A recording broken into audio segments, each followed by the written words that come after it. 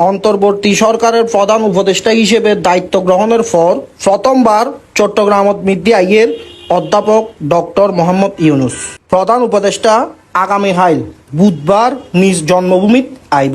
এডা আইনের পর গোটা দিনব্যাপী বেশ কয়েকখান কর্মসূচিত অংশগ্রহণ করিব।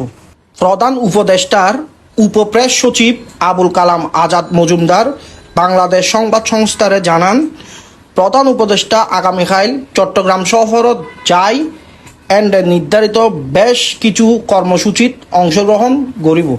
এর মধ্যে চট্টগ্রাম বিশ্ববিদ্যালয়ত পঞ্চম সমাবর্তনত প্রধান অতিথি হিসেবে যোগদান করিব।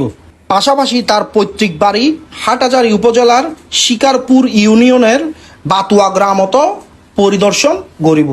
এছাড়া প্রধান উপদেষ্টা চট্টগ্রামত পৌঁছানোর পর বন্দর পরিদর্শন করিব। পাশাপাশি বন্দরের অভ্যন্তরে এনসিটি 5 প্রাঙ্গণত একখান সভাত অংশগ্রহণ করিব।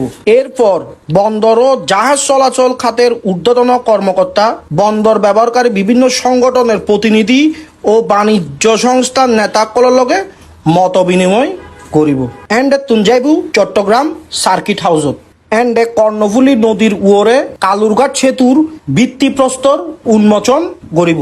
ইবে চট্টগ্রামের বোয়ালখালী ও পটিয়া উপজেলার একখান অংশসহ কর্ণফুলী নদীর দক্ষিণ তীরের বিশাল জনগোষ্ঠীর বহুল প্রতীক্ষিত একখান সেতু।